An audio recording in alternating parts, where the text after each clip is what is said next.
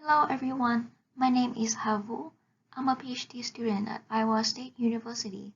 Today is my honor to present to you my work on using transcriptomic and network analysis to identify novel regulators of placental development. The placenta is a transient organ that gets developed during pregnancy.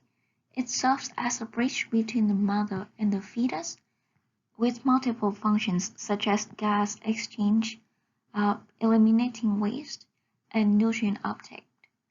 Healthy development of the placenta is essential for pregnancy health. Therefore, it is important to study development of the placenta.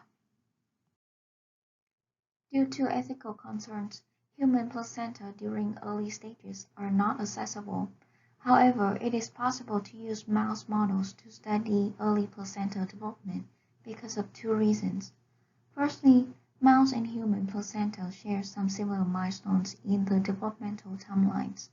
And secondly, it is relatively convenient to genetically manipulate mouse models.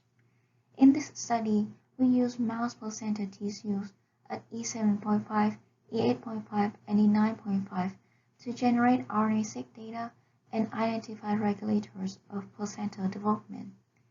In particular, we focused on three main processes at the three time points: E7.5 trophoblast proliferation and differentiation, E8.5 chorioallantoic attachment, and E9.5 the establishment of nutrient transport. Our main goals of the study are to identify regulators underlying early development processes in mouse placenta.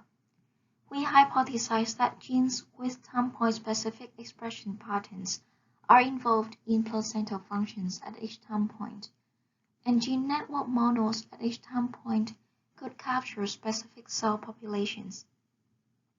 On the screen on the right, I'm showing you the overview of the analysis pipeline. In our study, we observed that genes associated with distinct placental processes show time point specific expression. We use hierarchical clustering to cluster transcripts and identify three groups of transcripts that have median expression level picked at three time points.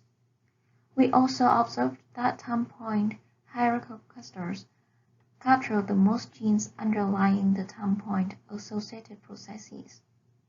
Additionally, we carry out differential expression analysis and identify transcripts and genes with the strongest changes over time.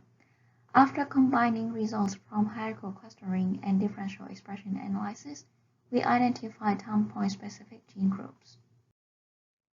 To predict interactions amongst time point specific genes and subset time point specific genes into regulatory models, we use Gini3 and GLA algorithm.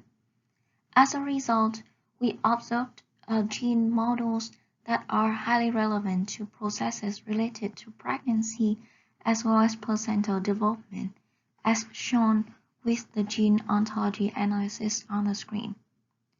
Also, I'm showing you the examples of the networks that are relevant to the placental functions. Hub genes and genes connected to the hub genes of these networks are predicted to be important for placental development processes. We also observed that time point specific genes can be associated with cell-specific expression profiles of human placenta. Firstly, we use LinSet to carry out deconvolution analysis. We identified 5 cell groups, 3 of which had the highest proportion of E7.5 samples, E8.5 samples, and E9.5 samples. Also, we can see that these cell groups have a high number of genes in common with time point specific genes, such as the cell 3 group has a really high number of markers in common with E7.5 specific group. Using the placenta cell-enriched web tool, we compared time point-specific genes and genes in network models to cell types in the first trimester human placenta single-cell RNA-seq data.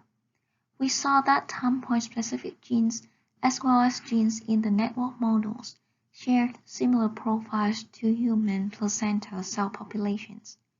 Here, the gray bars showed insignificant enrichment, and the darker color is, the more significant the enrichment is. Interestingly, subnetwork models seemed to separate into cell types. For example, with the E9.5 specific gene groups, we observed many cell types enriched here, but once we separate them into subnetwork models, the cell types are also separated into two groups. Last, we validated the roles of one hub gene and one immediate neighboring gene identified by the network analysis and observed that in the absence of the two genes, cells lost the ability to migrate. In conclusion, in this study, we have shown that time point-specific genes are associated with placental development processes. Secondly, highly connected network models can be used to infer cell compositions. We also showed that analysis of time point-specific gene networks can identify potential regulators of placental development processes. We confirmed the roles of two predicted regulators in vitro and showed that they have cell migration function in the placenta. Thank you for listening.